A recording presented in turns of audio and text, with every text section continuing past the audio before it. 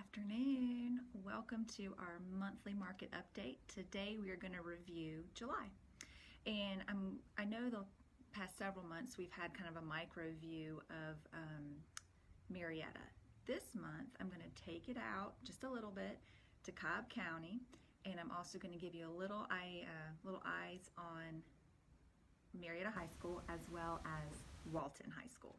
So bear with me, there's a lot of stats. Stats can be fun. Stats are very important for your home ownership and just looking ahead in the market. So let's jump right in, and then we're going to have a little talk on taxes. So don't lose me. Taxes are fun too. So first of all, starting with Cobb County, so the big picture, active listings was 2,313. For Marietta High School, it was 134, and then for Walton, it was 252.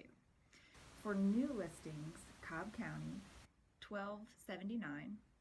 For Marietta, it was 69, and then for Walton, it was 92 new listings in the month of July.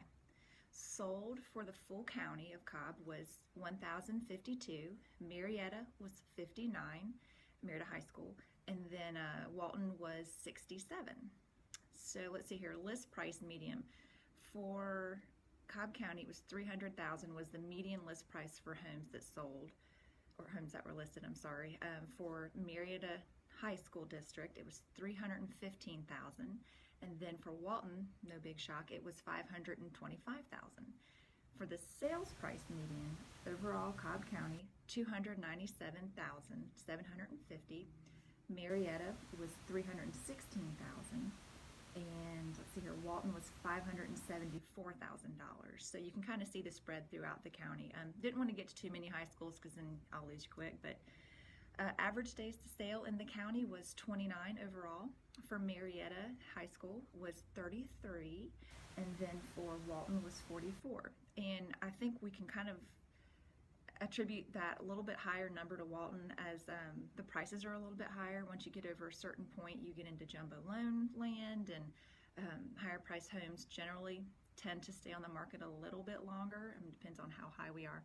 Sorry, it's very bright in the background. I think the sun's finally coming out. But we did run a pretty neat stat in one of our meetings yesterday. Let me see if I can turn this around. It's so bright. We did run a pretty interesting stat in one of our meetings yesterday, and it was the sales price versus the original list price. And I took a sampling today of Marietta High School, and it was based on, I think, about 377 sold homes in the last 6 months. And we are at about a 96% sales to list price to sale price. So what is that saying? And it's actually the same in Walton. I was a little bit surprised on that because they have a lot of higher end homes out to the east. Their sampling of $1 million plus was, I think, in the 40s, and in our side of town, my side of town, it was maybe 3 or 4.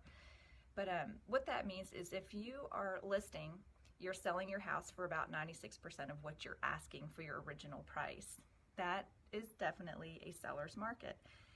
There are some things to differentiate in there. For example, if your home has been on the market a while, there's a reason. Either it's listed too high, or there's an oddity about the home, or you're by a power line, who knows. But the direct correlation is if your house is listed longer, obviously, you're usually going to sell it for significantly, or not significantly, less than you list it for. What I'm getting at is it's a seller's market. So if you're coming into these two high school districts right now and you're coming in with a low ball, you're probably not going to get what you're wanting if the house has not been on the market for very long, because they're selling at about 96% of what they're listed at. So keep that in mind when you're making your offers. I know nobody wants to leave money on the table, but it's something to think about. Also, what I want to talk about this month, and this is going to be super fun now that I only have one hand, is homestead exemptions. So Cobb County, probably also Fulton and Cherokee, you would have received your tax bill in the mail within the last week or so. Kind of looks like this. And if you're lucky, it says, this is not a bill, and it went straight to whoever holds your escrow. But for some of you, this is actually the bill that you pay out of your checkbook, or Venmo, however you do it. But anyway, wanted to talk about homestead. This is a tax exemption that you as a homeowner are able to take advantage of. They go over this in closing. Just about every attorney I've worked with has gone over this, but that is a very chaotic time, and there are so many things to remember that homestead often gets forgotten. So when you get your deed in the mail, once you buy a home, you got to take it on down to the tax commissioner's office and file for your homestead exemption. That gives you a reduction on your county taxes. You do this one time during your ownership, never have to do it again, and you always continue to get that deduction. What does it mean if you don't do this? If you don't do that, you're paying about 40% more in your county taxes than the people who did. So I noticed this kind of came to light again this month, where we remind people, or hopefully your realtor is reminding you throughout the year as you purchase the new home, don't forget, go to the tax commissioner, do your homestead exemption. You were told about it in closing, don't forget. But what I want to show you, this is going to be hard to see, I'm sorry. If you look on your bill, up here at the very top in red, it will say homestead exemption, and it'll either say none or it will say yes. And this year it says 110 basic. So you want it to say yes. If it says none and you've owned your home for several years, you can still file for the exemption.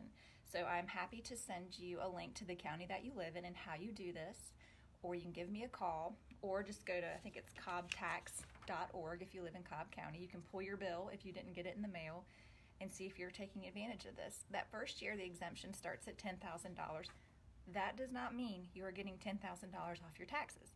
That is the base, and it's based on, let's see, your fair market value and then your assessed value. And it's about 40% of your assessed value. It's a lot of information. There's a lot of numbers up here, and there's a couple that I've even called the tax office, and my mind is just blown by what she told me. I don't get it, which is why I'm not a tax professional. But if your tax bill is saying that you do not have a homestead exemption and it is your primary residence that you occupy, you should really be taking advantage of this exemption. It's so easy. Do it one time. Anyway, I won't go on and on about that, but good luck to you. If you need help, if you have any questions, give me a call and I will do my best, or I will direct you to a tax professional or the tax office. And I hope you guys have a wonderful August. I hope you're enjoying the kids back in school. I hope you're enjoying structure, and I will see you next month.